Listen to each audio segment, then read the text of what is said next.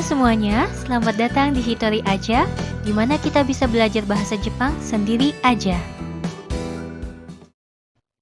Kali ini kita akan belajar kore, sore, are, yang artinya ini, itu. Maksudnya apa ya? Maksudnya kita akan belajar membuat kalimat sederhana menggunakan kata tunjuk ini dan itu. Contohnya pada kalimat ini buku atau itu jam. Kita awali pelajaran ini dengan goi atau kosakata. Kosakatanya meliputi benda-benda yang biasanya ada di sekitar kita. Nantinya kosakata ini kita terapkan dalam kalimat sederhana menggunakan kore, sore, dan are. Yuk kita mulai. Enputsu, enputsu. Pen, pen. Kabang, kabang. Kutsu, kutsu. Boshi, boshi. Saifu, saifu. Tokei, tokei. Kasa, kasa. Shinbun, shinbun. Hon, hon. Jisho, jisho. Anata, anata. Ada catatan yang perlu diingat tentang penggunaan anata atau kamu. Pada dasarnya, menyebut kamu dalam percakapan bahasa Jepang dianggap tidak sopan, terutama pada orang yang baru dikenal atau orang yang lebih tua atau orang yang dihormati. Akan lebih aman jika kita mengganti kamu dengan nama saja. Misalnya kamu bernama Ami. Ketika saya ingin bilang, ini buku kamu, sebaiknya kita ganti dengan ini buku Ami. Kita bisa menggunakan anata atau kamu pada orang yang sudah dekat saja. Tapi saya akan tetap menggunakan anata di pelajaran kali ini hanya sebagai contoh. Lanjut ke goi berikutnya. Kore, kore. Kore artinya ini. Fungsinya untuk menunjuk benda yang letaknya di dekat pembicara. Sore, sore. Sore artinya itu. Fungsinya untuk menunjuk benda yang letaknya jauh dari pembicara tapi dekat dengan lawan bicara. Are, are. Are juga berarti itu. Bedanya, are berfungsi untuk menunjuk benda yang letaknya jauh baik dari pembicara maupun lawan bicara. Sekarang kita masuk ke materi bunpo atau tata bahasa. Ada dua hal yang akan kita pelajari di bunpo. Yang pertama adalah penerapan partikel no untuk menunjukkan kepemilikan.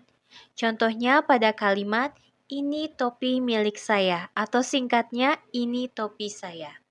Nah, partikel no dibutuhkan untuk bentuk kepemilikan ini. Yang kedua adalah membuat kalimat sederhana dengan kata tunjuk kore, sore, dan are. Kita mulai dari partikel no. Pada dasarnya, partikel no berfungsi untuk menggabungkan dua kata benda. Polanya adalah kata benda 1 ditambah partikel no ditambah kata benda 2. Di mana kata benda 1 menerangkan kata benda 2. Agar lebih jelas, berikut ini contohnya. Kita ingin menerjemahkan guru bahasa Jepang ke dalam bahasa Jepang. Karena kata benda bahasa Jepang menerangkan kata benda guru, maka posisi kata benda 1 ada pada kata benda bahasa Jepang. Sehingga posisi kata benda 2 ada pada kata benda guru. Dari sini kita bisa simpulkan bahwa posisi kata benda satu dengan kata benda dua dalam bahasa Jepang dan bahasa Indonesia terbalik. Supaya nggak bingung, yuk kita coba terjemahkan guru bahasa Jepang ke dalam bahasa Jepang. Guru bahasa Jepangnya adalah sensei. Sensei. Sedangkan bahasa Jepang adalah nihongo. Nihongo. Jadi, bahasa Jepang dari guru bahasa Jepang adalah nihongo ditambah partikel no ditambah sensei. Jadinya nihongo no sensei. Nihongo no sensei. Bukan sensei nihongo, tapi dibalik dan diselipi partikel no menjadi nihongo no sensei. Nihongo no sensei. Guru bahasa Jepang. Nah, partikel no yang akan kita terapkan di pelajaran kali ini berfungsi untuk menunjukkan kepemilikan. Seperti pada kalimat ini jam saya, atau itu payungmu, atau ini buku temanku. Polanya sama seperti sebelumnya, yaitu menyelipkan partikel no di antara dua kata benda. Karena fungsinya untuk menunjukkan kepemilikan, maka kata benda yang dimaksud adalah kata benda pemilik dengan kata benda yang dimiliki. Jadi pemiliknya sebelum partikel no, sedangkan benda yang dimiliki setelah partikel no. Supaya nggak bingung, kita simak contohnya. Kita akan membahasa Jepangkan buku milik saya atau singkatnya buku saya. Buku bahasa Jepangnya hon. Sedangkan saya bahasa Jepangnya watashi. Kata benda yang menunjukkan pemilik adalah watashi. Dan kata benda yang dimiliki adalah hon. Dari sini kelihatan ya, posisi kata benda dalam bahasa Jepang dan bahasa Indonesia terbalik. Jadi, kita balik saja urutan penyebutannya, lalu diselipi dengan partikel no menjadi watashi no hon. Watashi no hon. Watashi no hon. Buku saya. Sudah paham? Untuk mengetahui apakah kalian sudah paham atau tidak, coba deh terjemahkan kelompok kata yang menunjukkan kepemilikan berikut ke bahasa Jepang menggunakan partikel no. Apa bahasa Jepangnya pensil saya?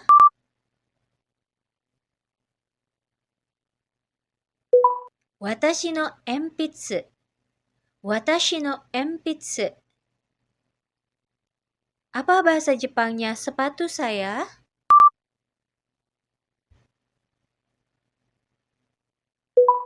Watashi no kutsu. Watashi no kutsu. Apa bahasa Jepangnya dompet kamu?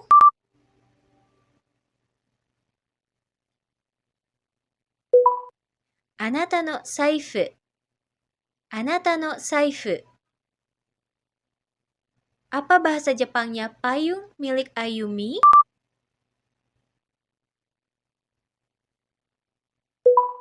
Ayumi-san no kasa. Ayumi-san no kasa.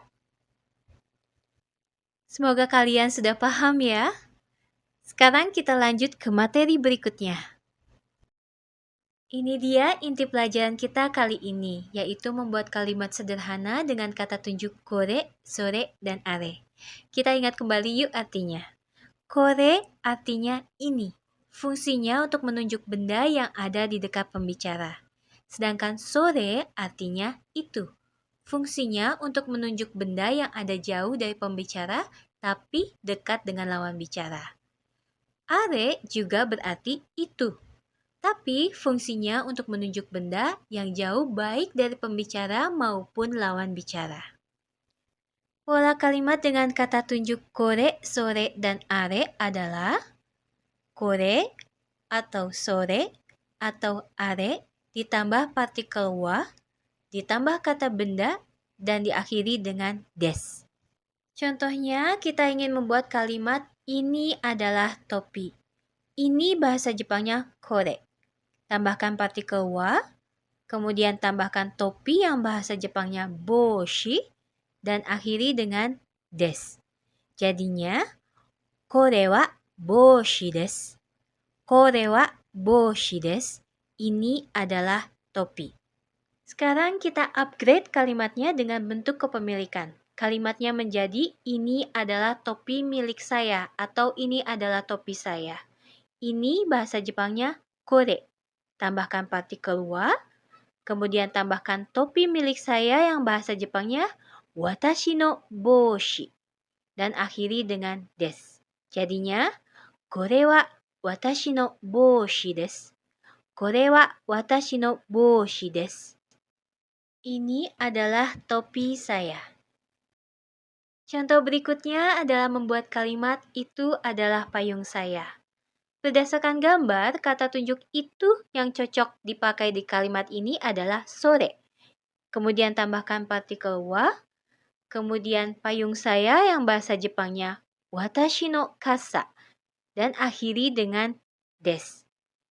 Jadinya, sore wa watashi no kasa desu. Sore wa watashi no kasa desu.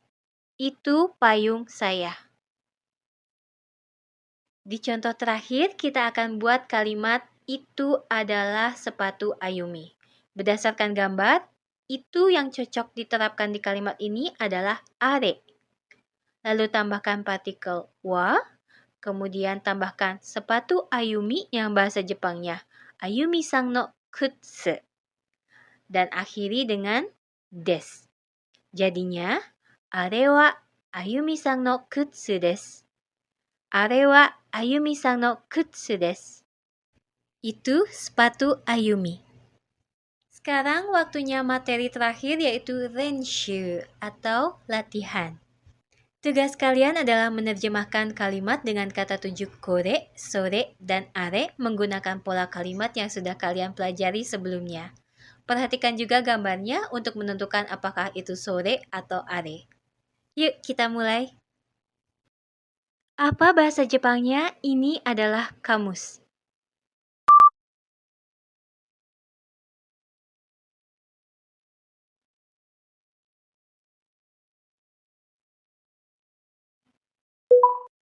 Kore wa jisho desu. Kore wa jisho desu. Apa bahasa Jepangnya? Ini pulpen saya.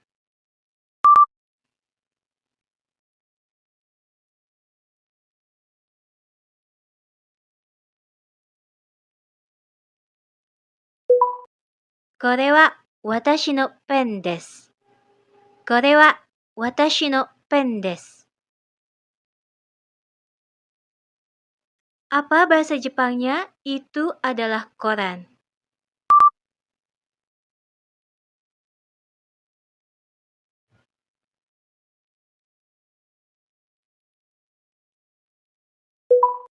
Sore wa shinbun desu. Sore wa shinbun desu.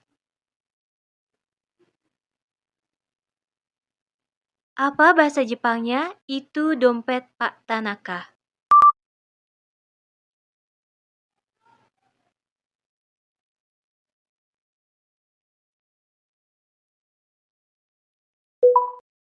Sore wa Tanaka-san no zaifu desu. Sore wa Tanaka-san no zaifu desu.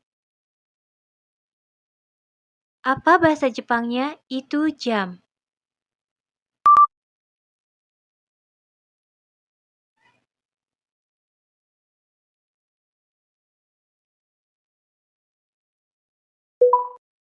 Are wa tokei desu. Are wa tokei desu. Apa bahasa Jepangnya? Itu sepatumu.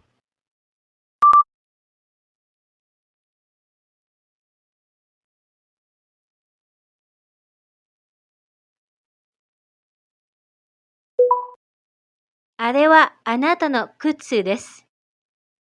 Are wa anata no kutsu desu. Bisa? Yoku dekimashita. Akhirnya pelajaran kali ini selesai juga ya.